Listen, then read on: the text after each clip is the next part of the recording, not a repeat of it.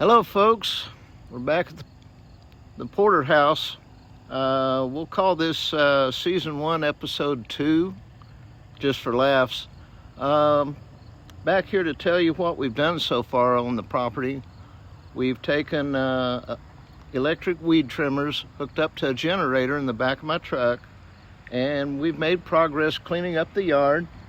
And other things we've done here, we've put up caution tape.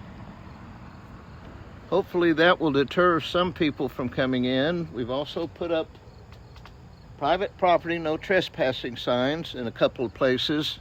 We haven't put up an electric fence yet, but that's an idea. The next thing I want to do is go inside and clean up the place. We've got quite a few piles of unmentionables inside. I've got a box of latex gloves today that we will use when we're doing the interior cleanup. Once we get the inside cleaned up, then we can actually plan on doing some work inside. So we have already done a tour of the downstairs, which will be added to this video clip, and I plan to do a tour of the upstairs soon. Thank you for tuning in, and stay posted. Bye. We are back here.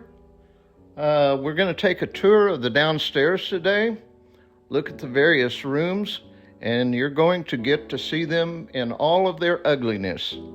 But that'll be a good contrast to when we're finished with it. So let's start right now. This is going to be the parlor, the front room, family room, whatever you want to call it, and we'll see what it looks like right now. Okay, can you pan around and catch the walls? Okay.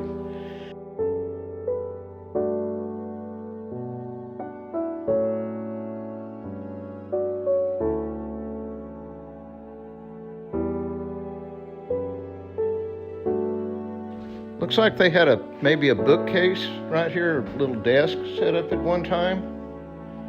The mantle here is long gone. The ceiling is an acoustic tile ceiling, not old at all. Little bit of a mystery as to what was in this open space here.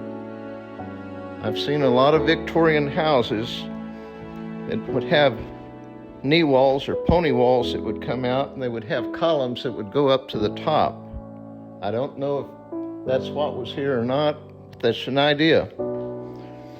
And obviously we need the front door to be put back on soon, and there are plans to do that. Okay, that wraps up the parlor, living room, whatever you want to call it. We'll go now to the next room. Okay, now we're in what appears to be the dining room. Again, we have the lovely, cheap acoustic ceiling, nailed to furring strips because they didn't want to fix the plaster. We're going to have to do something about that. And this is a bit of a mystery. Looks like there was a doorway here, but there's no doorway now. So we'll have to put one back in. The framing on it looks fairly recent, so this is not part of the old construction. All right. Looking over here on the opposite wall, we've got some old wallpaper. Looks to be maybe from the 1930s or 40s. So this is a dining room, and we'll have a good project trying to get this one looking better. All right, now we'll move on back to the kitchen. Hello, welcome to the Porter House kitchen. And let's see what we have here. We've got a refrigerator with contents you wouldn't want to smell or look at. So we'll skip that. There's a desk here someone left, a door. There's another door out here on the porch. And of course, I like old wallpaper, so this room delivers. This wallpaper is probably from the 1930s or 40s, maybe as late as 1950. Hard to be certain about that. And the room has a transom window going into the room in front of it. But this will need counters, cabinets, all the things that you expect in a kitchen. So now we move on to the next room. In case you didn't notice, we're back where we started. So we're looking at 3 rooms downstairs. There is a small room off the kitchen that serves as a laundry room. And let's count how many mantles are missing. I count 2 right now. I don't think the kitchen ever had a mantle inside it. We'll have to determine what kind of heat to put in this house. I don't see signs of a radiator, but I also don't see signs of there being forced air heat. So that remains to be determined. All right, last item today, a bit about Scio, Ohio. According to local history books, it was founded in the 1830s when a farmer decided to have some of his land platted and streets and lots were laid out, and then they were sold. The original name of Scio was New Market.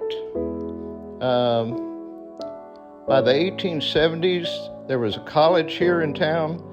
They decided New Market was too plain, and they changed it to Scio, S-C-I-O, which was explained as meaning in, I guess, Greek, to know.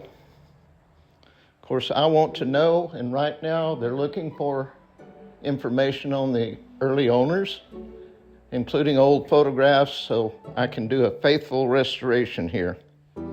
I guess that wraps it up for today. Thank you.